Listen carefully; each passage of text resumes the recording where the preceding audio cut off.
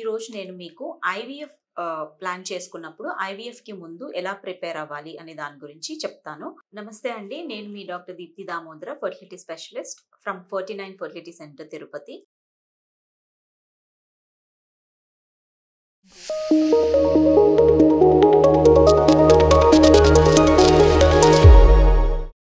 So నార్మల్‌గా ఒక కపుల్‌కి IVF advice చేసిన తర్వాత వారికి వేరే ఏదైనా క్లినికల్ రీజన్స్ వల్ల కానీ, ఫైనాన్షియల్ అరేంజ్‌మెంట్స్ పర్పస్ కానీ ఒక 2 మంత్స్ టైం దొరికినప్పుడు ఐవీఎఫ్ సైకిల్‌లోకి వెళ్ళే ముందు ప్రాపర్‌గా ఎలా ప్రిపేర్ అవ్వాలి అంటే, సో ఫస్ట్ వారికి హార్మోన్స్ బాడీలో హార్మోన్స్‌ని బ్యాలెన్స్ చేసుకోవాలి. సో బ్యాలెన్సింగ్ హార్మోన్స్ అంటే ఎస్పెషల్లీ కొన్ని కండిషన్స్ లైక్ పీసీఓఎస్ అనే కండిషన్‌లో లేదా హైపోథైరాయిడిజం సమస్యలు ఉన్నప్పుడు, ప్రొలాక్టిన్ సమస్యలు ఉన్నప్పుడు, బ్లడ్ షుగర్ ప్రాబ్లమ్స్ ఉన్నప్పుడు, సో ఈ కండిషన్స్‌లో హార్మోన్స్‌ని బ్యాలెన్స్ చేసుకోవాలి. అవసరమైతే క్లినిషియన్ హెల్ప్ తీసుకొని టెస్ట్‌ల ద్వారా ఆ హార్మోన్స్ ఎలా ఉన్నాయో చూసుకొని వాటికి సప్లిమెంట్స్ తీసుకొని కంట్రోల్ చేసుకోవాలి. Next coming to nutritional deficiencies. So విమెన్‌కి ఇన్ కేస్ ఏదైనా న్యూట్రిషనల్ డెఫిషియన్సీ కానీ ఉంటే ఆ ఇంపాక్ట్ మనకి ఐవీఎఫ్ అవుట్‌కమ్స్ మీద పడే అవకాశం ఉంటుంది. సో కనుక వాళ్ళు న్యూట్రిషనల్ అసెస్మెంట్ చేసుకొని వారికి పర్సనలైజ్డ్‌గా ఒక డైట్ ప్లాన్ అనేది తీసుకొని డైట్ అనేది స్పెసిఫిక్‌గా హెల్తీగా ప్లాన్ చేసుకోవాల్సిన అవసరం ఉంటుంది.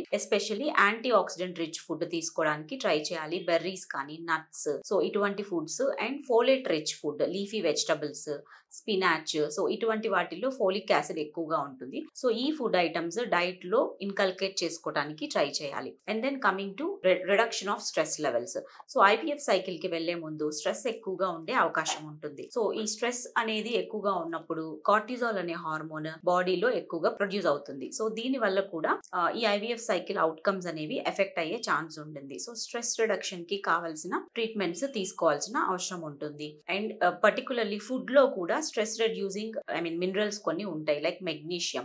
సో ఈ మెగ్నీషియం అనేది డార్క్ చాక్లెట్ లో, లీఫీ గ్రీన్ వెజిటబుల్స్ లో, ఇటువంటి ఫుడ్ ఐటమ్స్ లో మెగ్నీషియం ఎక్కువ ఉంటుంది. సో ఇటువంటి ఫుడ్ ని తీసుకోవడానికి ట్రై చేయాలి. అండ్ హ్యాబిట్స్, అన్వాంటెడ్ హ్యాబిట్స్ ఏదైనా ఉంటే అంటే ఎక్సెసివ్ కెఫీన్ ఇంటేక్ తీసుకోవటం, కాఫీ ఇంటేక్ ఎక్కువ తీసుకోవటం, లేదా ఆల్కహాల్, స్మోకింగ్, ఇటువంటి హ్యాబిట్స్ ఏదైనా ఉంటే వీటిని కంట్రోల్ చేయడానికి ట్రై చేయాల్సిన అవసరం ఉంటుంది. And then detoxify your body. So బాడీలో టాక్సిఫికేషన్ ఎక్కువ, టాక్సిక్ లోడ్ ఎక్కువ ఉంటే ఏమవుతుంది, సో దీని వల్ల కూడా మనకి లోపల హార్మోన్ ఇంబ్యాలెన్స్ రావటము, ఐవీఎఫ్ అవుట్కమ్స్ ఎఫెక్ట్ అవ్వటం జరుగుతుంటుంది. సో టాక్సిఫికేషన్, డీటాక్సిఫికేషన్ ప్రాసెస్ లో యాంటీ ఆక్సిడెంట్ రిచ్ ఫుడ్ ఎక్కువగా తీసుకోవాలి. అండ్ స్పెసిఫికలీ వీటిల్లో లీఫీ గ్రీన్ వెజిటబుల్స్ ఎక్కువ తీసుకోవాల్సిన అవసరం ఉంటుంది. క్రూసిఫెరస్ వెజిటబుల్స్ అంటే బ్రోకలీ, కేలా, ఇటువంటి వెజిటబుల్స్ లో మనకి లివర్ డీటాక్సిఫై అయ్యే సబ్స్టెన్సెస్ మనకి ఎక్కువగా దొరుకుతాయి అన్నమాట. సో ఈ ఫుడ్ ఐటమ్స్ ని ఇన్కల్కేట్ చేసుకోవడానికి ట్రై చేయాల్సిన అవసరం ఉంటుంది. అండ్ దెన్ వారికి యూట్రైన్ బ్లడ్ ఫ్లోస్ ని ఇంప్రూవ్ చేయడానికి కావాల్సిన ఆహారం అనేది అలవాటు చేసుకోవాలి. So uterine blood flows improve చేయడానికి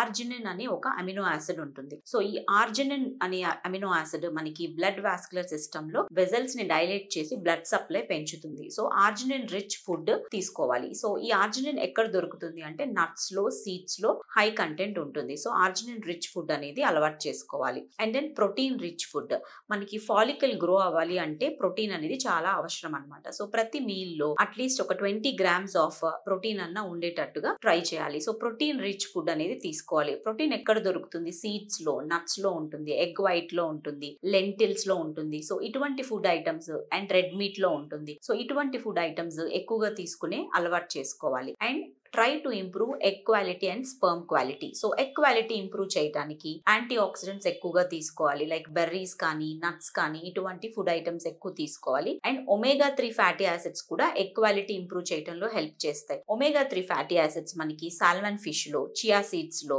సో వీటిల్లో దొరుకుతుంది. సో ఈ ఫుడ్ ఐటమ్స్ ని ఎక్కువగా తీసుకోవాల్సి ఉంటుంది. అండ్ స్పర్మ్ క్వాలిటీ ఇంప్రూవ్ చేసుకోవడానికి మేల్ పార్ట్నర్ కి కోక్యూ అనే మెడిసిన్ ఉంటుందండి, కోక్యూ 200 అని. సో ఈ మెడిసిన్ ని అట్లీస్ట్ ఒక 2 మంత్స్ కానీ ట్రీట్మెంట్ కి వెళ్లే ముందు యూజ్ చేస్తే స్పర్మ్ క్వాలిటీ ఇంప్రూవ్ అయ్యే అవకాశం ఉంటుంది. అండ్ యూట్రైన్ ఎన్విరాన్మెంట్ ని కూడా ఇంప్రూవ్ చేసుకోవాలి. బికాస్ ఎంబ్రియో వెళ్ళి ఫైనల్ గా అటాచ్ అయ్యి ఇంప్లాంట్ అయ్యేది మనకి యూట్రస్ లోపలి ఎండోమెట్రియం లో అటాచ్ అవుతుంది. సో అక్కడ హెల్దీ ఎన్విరాన్మెంట్ అనేది చాలా ఇంపార్టెంట్.